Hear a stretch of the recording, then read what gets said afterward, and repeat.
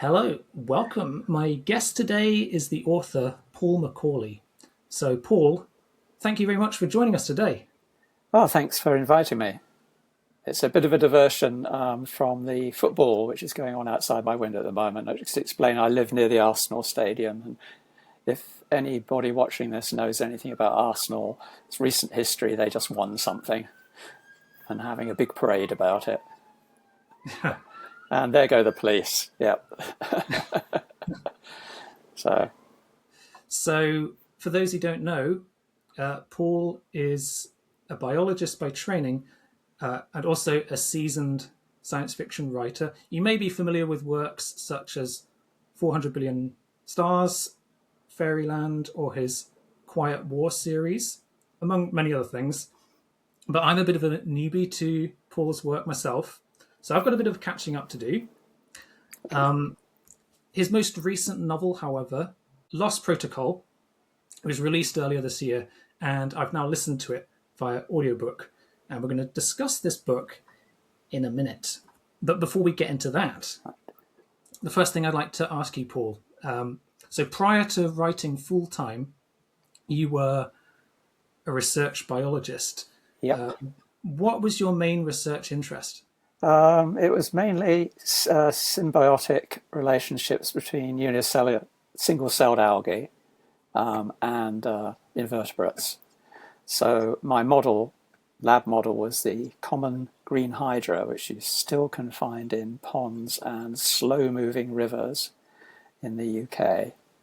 So it's a wee little thing, a bit like a tiny, tiny jellyfish, and it's green because it's got green algae in it, and the green algae give it carbohydrates, and I think people are still trying to figure out what the algae get out of it. But one thing they get out of it is shelter, and probably they also get some nitrogen that they can use as well. So the animal has has nitrogen as metabolic waste, or actually it's probably an amino acid, but never mind that. And the algae is a very leaky algae. It fixes into sugar, some of which leak out, and the Okay. hydra gobbles it up. But hydra still needs to feed. It's not totally like a plant, but it's a kind of plant animal symbiosis. Probably the most familiar one is reforming corals, and that's exactly the same principle: single-celled algae inside a marine relative, very distant marine relative of the hydra, and those fantastic reefs, like the Great Barrier Reef in Australia, couldn't be built if it wasn't for this relationship. Okay. I can hear a bit of the noise now. Now you can hear the excited fans honking their horns. I hope this is okay, and it's just local colour. Imagine I'm in Brazil, let's say. Okay, this would be like this all the time. Where did you carry out your research? Did you ever go to the Great Barrier Reef? I've never been to the Great Barrier Reef. I did some work I didn't do much work on corals. I did a little bit in Hawaii. Okay. But for the most part, you see, you can grow the hydra in a lab. The little things bud off clones of themselves. So I was working with a little self-cloning animal. You know, a bit like plant. You break a bit of plant off and you make it root again. Well, the hydra will grow a little baby out of its side, and that will drop off and become a full-grown hydra, and so it will continue. All of this discovered many, many years ago before I started working on it. And we used to grow them in the lab, big glass trays of them, and feed them on brine shrimp larvae, the sea monkeys. Kids of my age will remember advertisements for sea monkeys, which were basically Artemia, which people who grow aquarium fish used to feed their aquarium fish, and we fed the hydra with them. So it's lab-based research. Mostly, rather than ecological research. And which institution were you working for? Oh, let me see: Bristol, Oxford, UCLA in Los Angeles, back in Oxford again, and then St Andrews University until I quit, became a full-time writer. Which, by the way, is 30 years ago. So I've been a full-time writer longer than I've been a scientist. Although I still am very much interested in science. I see. Okay. And so, how did you get into writing science fiction? Well, I read a lot of it when I was a kid. I got a ticket, an adult ticket, in the local library early on when I was about 12 or 13. My mother interceded with a friendly librarian because I'd exhausted the books in the kids' section. And that was kind of my gateway there, a little set of bookshelves in the local library. And so that's what I read, and almost exclusively for 5 or 6 years. So it didn't occur to me to write anything else, really. And why did I write? I don't know, I just wrote. I was a kind of, when I was at school, we used to get internal exams for English, say, and they'd ask to either write a short story or a short essay, and I always chose a short story. So I was always interested in fiction and making stuff up. Okay. Yeah. So, what were some of your preferred authors to read when you were in your youth? Gosh. But I was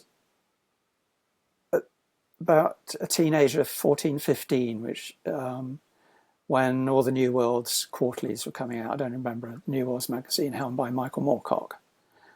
It devolved into a paperback quarterly, which was stuffed full of great writers. Let's see, Samuel R. Delany, Tom Dish, Joanna Russ, I think, pretty much.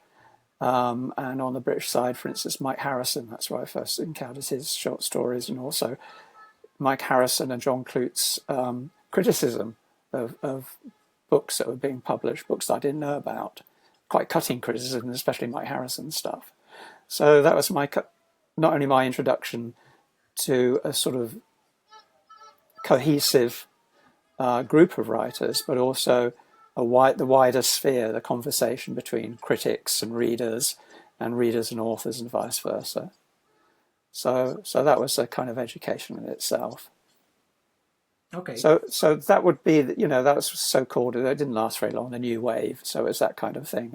So books like Samuel R. Delany's Nova, Tom Dish's 334 and Camp Concentration, Joanna Russ's Alex series, and so on. A bunch of other authors I missed out on lots of Brian Aldiss stuff. He's also John Brunner's stuff, all that kind of stuff, which was, gosh, we're talking 50, nearly 60 years ago. My gosh. But as far as I was concerned, that was a golden age. I mean, at the same time, I was reading stuff that was being republished from the golden age, all the Asimovs and the Heinleins. I was a big fan of James Blish, who didn't have anything to do with the new wave, but I found quite an edgy, odd writer, and quite intellectually engaging. So that kind of thing. Okay. Yeah. And so, since you took up writing full time, you've been pretty prolific. Written quite a few novels, series, standalones, short stories. I'm curious, what is your writing process like? Do you have a working routine? I wish I had a writing process. Well, I try and get a rough first draft done, because the thing is, even if the first draft is terrible, you can always fix it.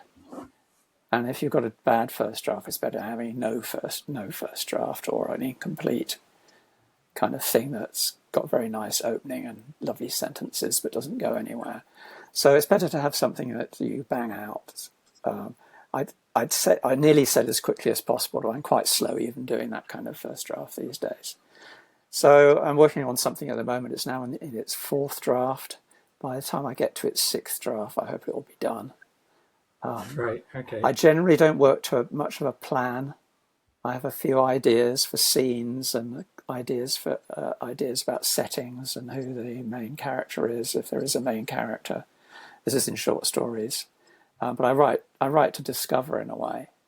So I'm doing that with this one at the moment. I pretty much nailed down the plot, but I now have to fill in a bunch of stuff to make the character more understandable, why he does what he does and that kind of thing, and what his situation is and why he wants to do what he does as well. So that's where I am at the moment. So it's quite a long old process. I'm very envious of people who can sort of sit down and write in 2 or 3 drafts or less than that, and also people who can plot out things beforehand so they know where they're going. I very rarely do that. So yes, it's a question of stumbling around, really. I'd like to ask you a little bit about your relationship with Al Reynolds, Yeah, because not that long ago we had EasterCon in Birmingham, and yep, I was there, and Al Reynolds. That's how I met you. Actually, he that's introduced right. me to you. I saw you at a panel discussion on climate fiction, and that's how I learned about Lost Protocol.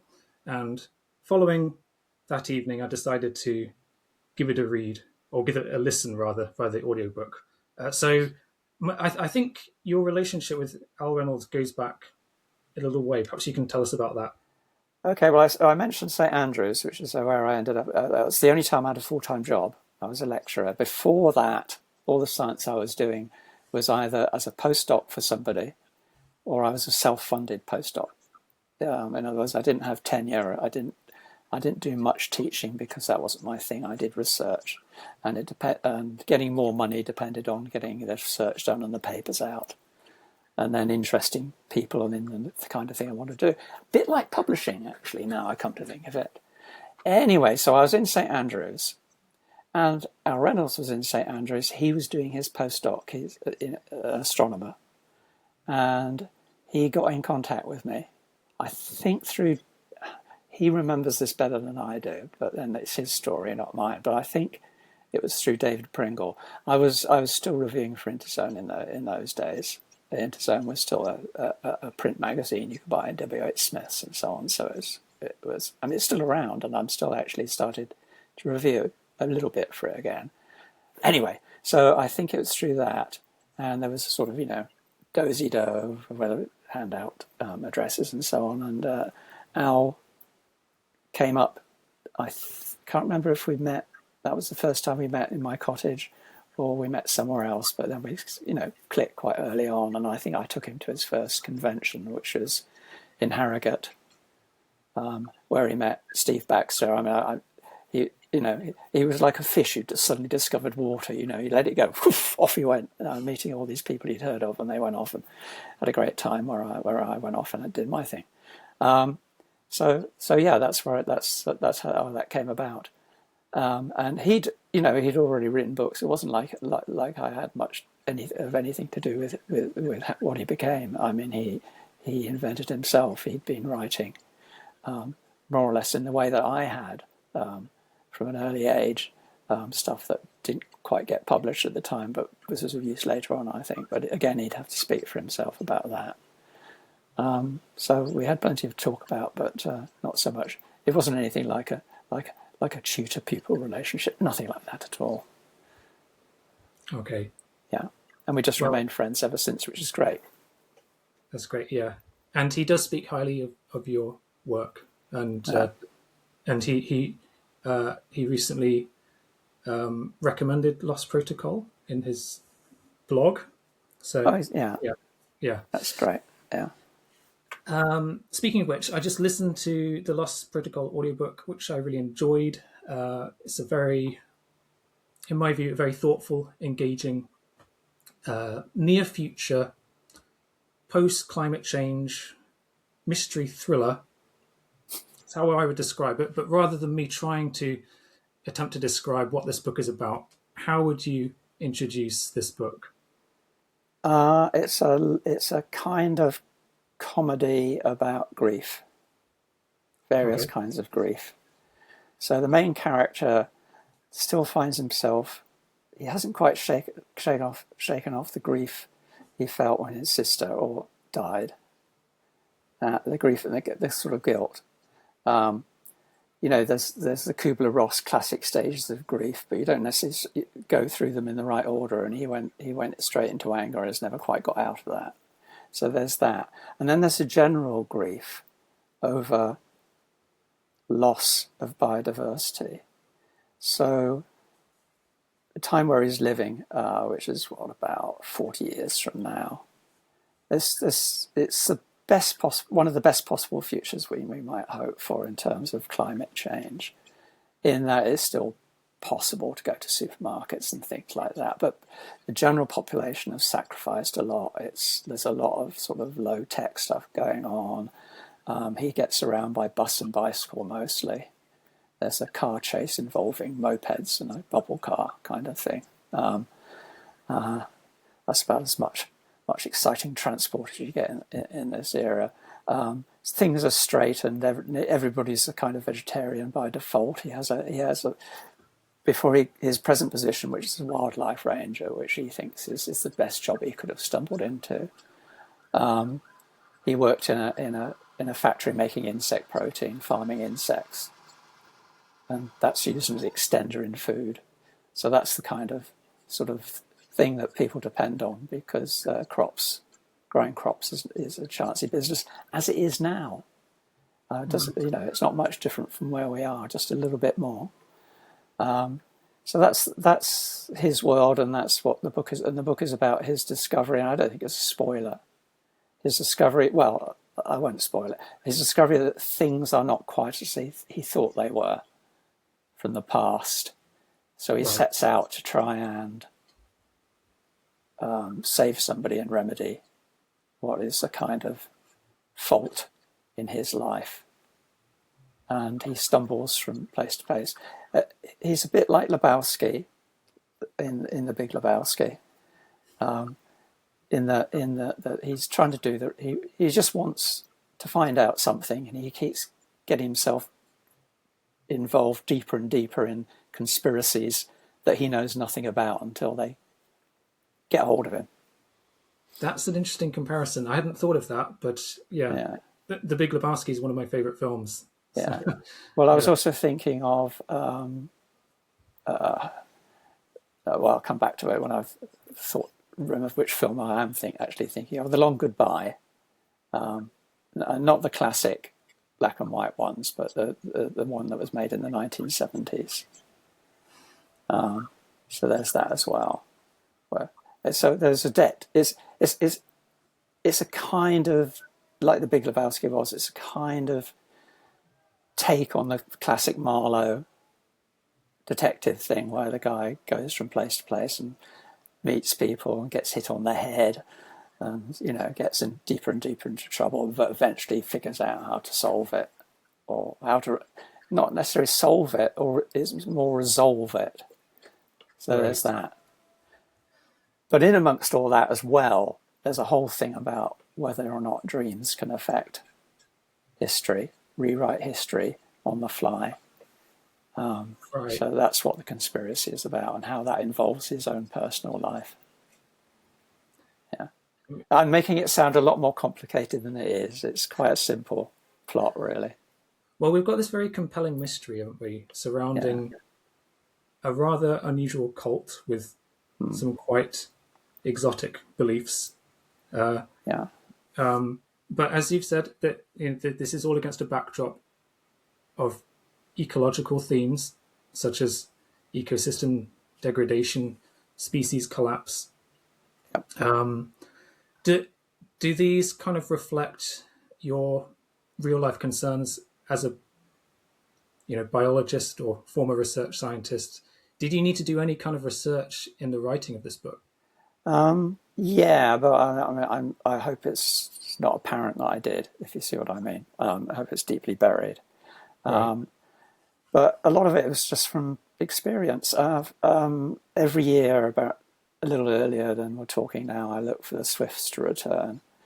And they returned a little bit later, but only 2 pairs at the most. There used to be a lot more than that over my little patch of North London. And I haven't seen them since, which is deeply worrying. And, everybody now knows about the German study, which counts insects on windscreens of cars. You measure how far the car has gone. You looked at the spatter on the windscreen and you get a rough idea of what insects were flying around. And I remember, as a family, we weren't a car family, though my uncle had a Morris Minor that he had all his life, and occasionally he would drive us down to the place where we always went on holiday. And you have to clean the windscreen off, stop and clean the windscreen off every so often, get the insects off in the summer. Now you don't need to do that because there are fewer around, immeasurably fewer. I was involved in an insect count when I was a kid. I was a natural history nerd, and my best friend was also a natural history nerd. He's a birder, so some of the birding stuff in Lost Protocol I borrowed from his interests, and so we did things like doing an insect survey and just rambling around and stuff like that. So I was and because I grew up in Gloucestershire on the edge of the Cotswolds, I was lucky enough to be in a area where there's still lots of wilderness. I mean, my childhood playground is now a site of special scientific interest because of its orchids, its skylarks, and all the other stuff. Lots of rarish plants because it's a grazed limestone thing, ecology, and so I always was connected, had that connection with nature, and this is one of the Lost Protocol is one of the latest books to express that. Quite a few of my novels recently involve characters going for long walks in landscapes, basically, Right. and this sort of has that here and there. He does go for walks, especially towards the end. Yes. Say no more about that. Yeah. If you grew up in Gloucestershire, Yeah. in the Cotswolds. Yes, near Stroud, which is Stroud, now yeah. which is I think we talked about this, which is now a very, in fact, we did talk about this, didn't we? Now a very ritzy sort of town with lots of craft work and ecological stuff of its own going on, and farmers markets and things like that. But it was a post-industrial town when I was a kid growing up there, and its industry was wool mills, so which had been undercut by overseas stuff. But you'd go around town and there'd be inns like the Golden Fleece and so on, everything named after sheep. So that was the old sheep economy that had gone, but the infrastructure was still there. I mean, some of it's now flats, it's council offices and so on. And that's where I grew up. The fields next to me were where one of the woolen mills used to peg out the cloth that made the red, the red coats, British soldiers' uniforms, that kind of thing. It's a part of the country I have some familiarity with because for a while my parents lived in the village of Ewley, which is not too far away. You may be familiar with. Yeah. Yeah. But back to the book, the protagonist, Mark Winters, the wildlife ranger. So he works for the UK Biodiversity Agency in the Blackwater Estuary. Yep. For those who don't know, that is on the coastal shores of Essex in England. What made you choose this as the setting? Is this part of a country that you know well? Not hugely. I just wanted a salt marsh because a salt marsh is kind of raw expression of nature. So I just went around the coast. This is me going around the coast. Here's London. I'd go past London. Although I'd have written about the Thames Estuary, which is really interesting in itself. It's got some nice salt marshes there, and just went on up a bit. And I found the Blackwater Estuary, which has a couple of islands. Well, there's three main islands in it. Although one is actually they'd be annoyed if I said it wasn't really an island. Okay, it's got three main islands in it, and I just wanted to put my protagonist on a smallest island, which is based on an existing island, but I just ruthlessly plonked a fictional version on top of it. And I wanted to do that simply because it was like, there's one somebody remarked to him, it's like the ideal thing that a boy dreams about, like Treasure Island and things like that. He has his own little patch of nature that he's looking after, even though it's much degraded. So a lot of the plants that he's looking after are sort of escapees from gardens or invasive species to one degree or another. There are flamingos, and that's actually based on the fact there are flamingos in the Thames Estuary. Wild ones, escapees from probably a private zoo. Nobody's quite sure, and so on. And mixed in that, there's a bunch of other species which would be recognisable to people who know these things. But there's a kind of sort of air of there are gaps. And the Lost Protocol is a little ceremony that he and the other wildlife rangers of the estuary hold, at the end of their monthly meetings, where they just remember a species that's recently become extinct. Right. Yeah. Not necessarily a grand species or a rare, well-known species. We're not talking tigers or redwoods or something like that. It's the in the case of the ceremony that we get at the beginning of the book, it's the lesser case lichen moth, something like that. Little tiny inconspicuous thing that spends its entire life cycle on a patch of lichen, and that's been declared extinct. So they have a little ceremony, the lost protocol, to remember that. So that's just to give them the sense of purpose. Yeah. That moth species, is that the moth which is on the book cover? No, that's the moth species that goes extinct, which is a real moth species, is a little inconspicuous moth, which wouldn't be great for book covers. We chose something else, and I'm afraid I can't quite remember which species we chose. We went through several, and I was going, yeah, and we landed on that, which I quite like, which I'll show. Here we go. And so that's a test. Which moth species is it? Yeah. Okay. But the species that you just mentioned, I'm sorry, I forget the name. But so do I. So don't worry. You said it's a real life species, but is it actually endangered? Is it still around? No, it's not endangered per se, but it has a very restricted habitat. So, and with a lot of things, if things have got a restricted habitat, they either can adapt, or they're stuck and they just lose the habitat bit by bit as climate change gets. And we've got a lot of sort of glacial relic species which live on mountaintops in Wales and Scotland. And as the world has been growing hotter, they're going up the mountain. You know, their range is being more and more restricted to the very mountain tops, and eventually they're going to run out of mountain, and that'll be the end of them. It's a very obvious example of what climate change does. Yes, and I suppose there must be many species, inconspicuous species that perhaps most people have never heard of, which go into oblivion, and it's not a big issue. People don't make a fuss about it, compared to something obvious like a tiger, the giant panda, or something like that. Yeah. There's a joke conversation in the book about tigers, right. and making that very point. I won't go in further into that because it gives too much away about the stuff. But yes, they're obviously useful for campaigning. So pandas, tigers, bears, even pangolins now. Stuff like that. Sloths. They're always mammals. Were mammals, so we're biased that way. But also birds as well, because birds are colourful and obvious. But yes, there's lots and lots of species. I mean, life is extremely diverse on this planet, fantastically diverse. We're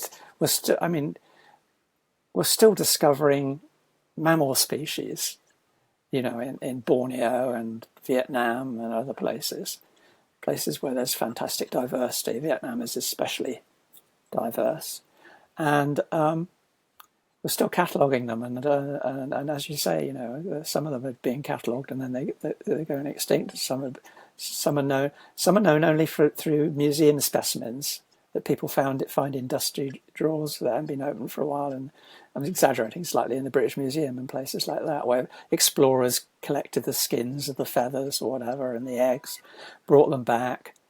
They were catalogued, went in, and that's all that's left. Right. You find out new species that way, but then you wonder if they're still around. On the other hand, there are resurgences here and there, so not all hope is lost, and that's part of what's going on in the book there. The island that he's looking after is a reserve, and all the reserves are regarded as kind of arks sailing into the future, carrying their little burden of biodiversity in the hope that they'll find purchase elsewhere when time comes. Right. So within this book, I'll try not to get into spoilers here, but there is a lot of mystery surrounding this strange cult called the Deep Dreamers, who have some rather outlandish beliefs. And how did you come up with this idea? Well, it's a mushroom cult. It's not giving anything away by saying it's a mushroom cult. And I kind of, I wrote a while back, I wrote a sort of more straightforward thriller, which turned on the properties of a certain mushroom found in Iraq, actually, which was a bit made complications for the people trying to find it again, because the Second Iraq War aftermath was going on. So it's set during then. So I've always kind of been into. I used to teach mycology, and we've got plants and animals, we've got protists, we've got it's a kind of catch-all, but loads of little strange unicellular things called the archaea, and we got mushrooms, we got fungi. And fungi are fantastic things. Weird. I mean, they're the most alien of all the organisms on Earth, really. I mean, some of them have got like 50 sexes, little humble yeasts, 50 sexes, that kind of thing. They have relationships with trees, and maybe not as sort of deep as the so-called wood wide web, but where trees and plants are supposed to exchange information through the mycorrhizal fungi, which are symbiotic with their roots, plant roots. But the largest organism on Earth is a mycorrhizal fungi. I think it's somewhere in the northwest, anyway, of the United States. We think of blue whales as being the largest organism. No, this is underneath a forest. It's a huge fungal array, and it connects all the trees in the thing. And all the trees, interesting enough, are clone, because they're clonal species of tree. So again, weird stuff, right? If you put that on another planet, everybody go like, oh, that's really weird and alien, gosh. But no, it's here on Earth. So yeah, fungi are really interesting. And so that's where I had the idea of, and also we have as a human species a deep relationship with fungi, and there's a whole shaman thing going on of taking microdoses of toxic fungi and having weird visions, and maybe there's a relationship with cave art. There's one whole theory that a lot of this cave art we see is sort of mushroom dreams. Whether you believe that or not, up to you, but all these ideas are out there. So hang on, off to find the cult. Yes, so that's why I sort of chose that, really. But I wanted to do something that was, cults always have spin their own fantasies about the world. You see this tangentially on the internet all the time, people who believe in morgellons, things that grow in your skin, or fact that there's a conspiracy to seed chemicals in the air through chemtrails, that people see passenger jets leaving these great trails across the sky, instead of knowing the physics of how vapor forms when the air is perturbed by a massive hot object flying through it. They go, they're dropping all these chemicals, you can see them, the chemtrails are particularly prevalent over London today. Because Heathrow's busy. And so all these cults have their own little internal belief system. So I wanted to have one that had a belief system that affected, or believed they could affect, the outside world with it. And whether or not you believe they can do that is a kind of Rorschach test in the book itself, because I never fully explain whether it's true or not. Yes. Maybe it's true, maybe it's not. Yeah. I did think the whole mystery surrounding the Deep Dreamers was quite a compelling aspect of the story, which I really enjoyed. And so, as I've said, I listened to the audiobook, and I chose it as my monthly pick for Audible, and I really enjoyed it. So just for context, the narrator of this audiobook was Matt Addis. Yes. and I think he did a stellar job. And the quality of the narrator can make or break an audiobook. Yeah. So is this? Do you get involved in choosing who narrates your books, or is that more of a publisher decision? What happened was that I was presented with, the publishers narrowed it down to 2. And Matt had the slight edge, I thought, from listening to what he'd done. And also he'd done quite a few thrillers beforehand, similar work. So I thought, sounds pretty good. So I'm glad you enjoyed it. Because one of the things that authors tend not to do is listen to the audiobook. I never have. I mean, partly it's sort of cringe, oh God, there's my words. It hanging in the air. In the print, you can go, okay, they're out to remove, but there's something, more intimate, isn't there, about an audiobook? So yeah, I haven't listened to it, and maybe that's a failure on my part. Maybe there are lots of other authors out there who do listen to their books, but I'm afraid I don't. So I'm glad you enjoyed it. Well, I mean, some authors narrate their own work. Yeah. Is that something you would ever? Or I'm not sure. Is that something you've ever done or would consider doing? No, I mean, the closest I've got to it is reading out some short stories, 2,000 words, something like that. And I do know people who do it, but it is an exhausting process. And I am a lazy person, and I don't think I am actually suited to doing it. So I think you have to have a certain particular talent of emphasis and being able to talk slowly and clearly, which obviously, you can tell from this, I can't do. So, because I start having thoughts going off in all directions, which is maybe good for writing books, but not so good for normal human speech. So no, and I'd much rather leave it to the professionals, to be honest. And I'm glad there are people who do these jobs. And I'll say one thing. There's the Clarke Awards every year for best science fiction novel that was published in Britain. It could be written not anywhere, but published in Britain. And one of the best things they did, and I'm sorry they didn't keep it as a permanent thing, was they brought in a professional reader, one of the people who do books and audiobooks, and he read out passages from each of the shortlisted books. And I thought that was great because, first of all, it was the same person doing it, so your focus was more on the quality of the words than the quality of the reader, if you see what I mean. I mean, he did a good job on all of them, so he was good quality anyway. But it wasn't like there was a competition between who could read the best.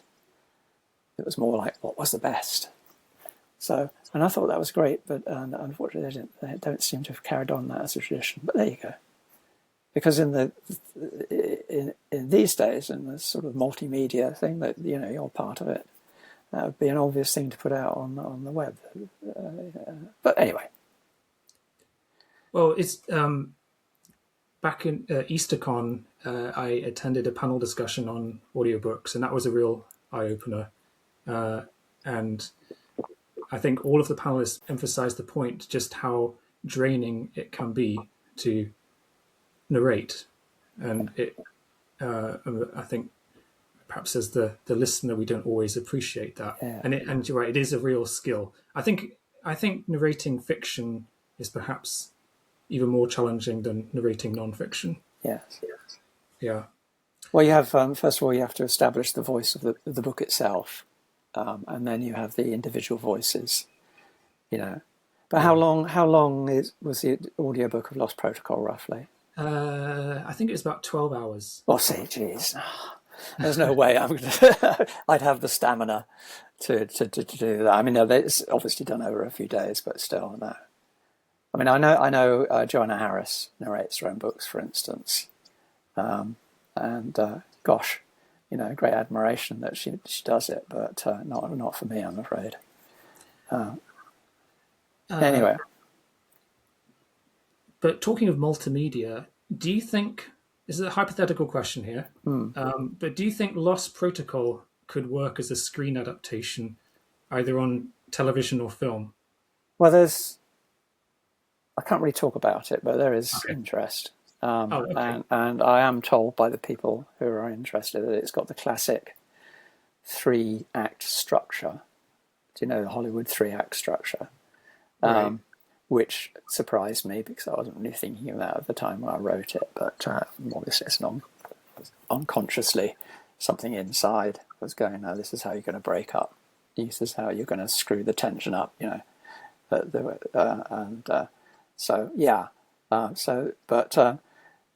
99% of things that get interest don't get made anyway. So I never hold out any hope. None of the things that have been optioned have got beyond. Well, actually, one novel got as far as being scripted, but that was that. It's a long old process, and it helps if the book's a bestseller because that gives the studios go, oh, we heard of that, it made millions of dollars. Great, we'll have some of that. You know, because their investment is much bigger than the publisher's investment in making a book. Okay. So it's a difficult thing. But yes, there is a bit of interest in Lost Protocol, but we'll see. I've been here before. I haven't rushed out and bought the Ferrari or whatever, you know.